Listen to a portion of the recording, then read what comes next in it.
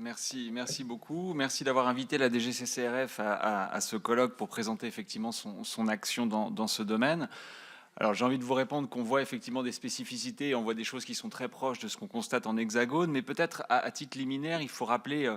justement dans quel domaine la DGCCRF intervient, puisqu'elle est à titre très complémentaire de ce que fait l'autorité de la concurrence. La DGCCRF qui est là pour effectivement s'assurer du respect de l'ordre public économique qui a été évoqué tout à l'heure, elle s'assure de trois choses. Elle s'assure de la protection économique des consommateurs, hein. Elle va vérifier un certain nombre d'actions en matière d'information, notamment en matière de prix, mais pas seulement. Elle va s'occuper de sécurité, pas de sécurité alimentaire puisque c'est plus dans nos compétences, mais elle va s'occuper de sécurité de produits non alimentaires en vérifiant que les produits correspondent à la sécurité que les consommateurs peuvent attendre. Et puis, elle va s'occuper de relations interentreprises, à la fois pour recueillir des indices de pratiques anticoncurrentielles qui ont été évoqués par les deux interlocuteurs précédents, mais également pour tout ce qui va concerner les relations commerciales entre, par exemple, la grande distribution et les fournisseurs ou les grossistes dans le cadre de leur activité. Donc c'est une action qui est à la fois une action répressive, puisqu'il va s'agir de sanctionner des pratiques qui sont en dehors des clous, mais aussi une action pédagogique, puisque dans un certain nombre d'hypothèses, il s'agit effectivement de faire corriger les actions, ou du moins d'orienter vers des nouveaux comportements. Alors, dans ce cadre, les pratiques que constatent nos agents sur le terrain, dans les différents territoires sur lesquels ils sont présents, les pratiques sensibles qu'ils observent sont globalement les mêmes que celles qu'on observe sur le territoire hexagonal.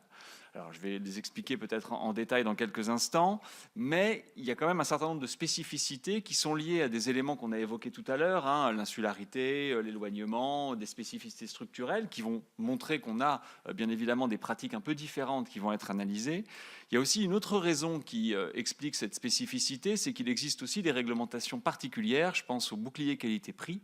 sur un certain nombre de territoires, qui fait que nos agents vont avoir une action assez forte dans ce domaine. Donc, toute cette spécificité des territoires ultramarins va justifier qu'on ait une vigilance particulière, j'y viendrai en conclusion tout à l'heure, et que la question de la vie chère en Outre-mer en particulièrement, mais pas seulement, est une priorité forte de la DGCCRF. Alors, pour citer quelques exemples de pratiques qui peuvent être constatées, ce sont des pratiques assez classiques, hein. On va en trouver dans le domaine des relations commerciales entre les grossistes importateurs, les fournisseurs, les distributeurs, mais de la même manière qu'on va trouver des pratiques de cette nature dans le cadre du territoire hexagonal, alors avec des spécificités liées à des phénomènes d'intégration verticale de certains acteurs, par exemple, mais on va trouver des choses assez proches. On va trouver beaucoup d'éléments concernant des manquements récurrents au formalisme commercial traditionnel, hein. Ça peut concerner la facturation, ça peut concerner des problèmes d'information sur les prix. Et puis, on va trouver, et c'est là qu'on a plutôt des spécificités, des risques d'atteinte à la concurrence qui sont très proches et qui rentrent dans le cadre commun qu'on a évoqué tout à l'heure, mais qui ont une spécificité particulière en Outre-mer du fait des territoires plus concentrés, du fait d'une réglementation parfois différente. Et puis, notamment, on a beaucoup de cas qui ont été évoqués tout à l'heure d'exclusivité d'importation, puisque beaucoup des éléments qui sont ensuite jugés par l'autorité de la concurrence sont appuyés ou s'appuient sur des indices qui sont relevés par les enquêteurs qui sont sur le terrain sur ces différents territoires. Donc on a cet ensemble d'éventail qui est de pratiques que l'on retrouve. Alors, sans citer tous les secteurs de manière exhaustive, on a des secteurs qui sont bien évidemment particulièrement sensibles. Ils ont été évoqués tout à l'heure, hein. On a les transports, notamment le transport aérien régional. On a les filières agricoles, on a l'alimentation et les filières alimentaires, mais on a aussi le secteur des pièces automobiles. On va avoir le secteur des cosmétiques. Enfin, on a toute une série de secteurs qui vont bien évidemment être avec une vigilance particulière dans le cadre de nos actions. Alors, pour justement avoir un panorama complet de ce qui se passe sur ces territoires avec notre action, j'insisterai peut-être aussi en dernier lieu sur les moyens qui sont consacrés, puisque ce point a été évoqué tout à l'heure en introduction, notamment sur l'idée d'une régulation qui soit le plus déconcentrée possible, simplement pour insister sur les moyens qui sont consacrés à ces missions de la part de la DGCCRF. Actuellement, si en résumant ou à grands traits, on a une centaine d'agents qui sont situés sur les territoires en question, donc des enquêteurs avec leur encadrement bien évidemment, qui sont dans les directions de l'administration déconcentrée locale, dans les pôles C de ces lieux.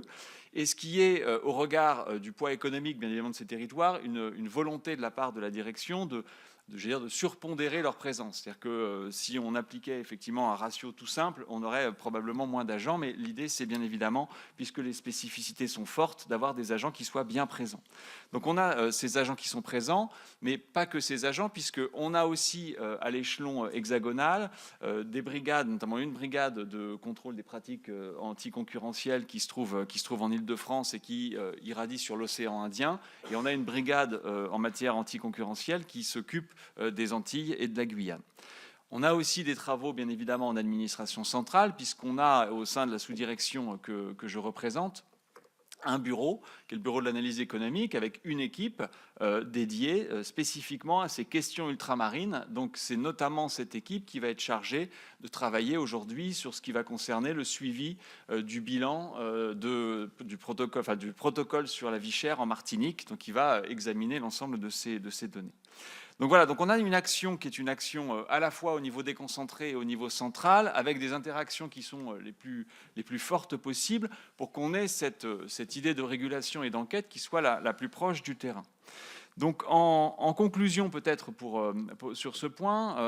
je pense que je l'ai essayé de le traduire, c'est qu'on a une action qui est une action forte par les outils qu'on met en place sur ce sujet. Mais je voulais rappeler, et c'est finalement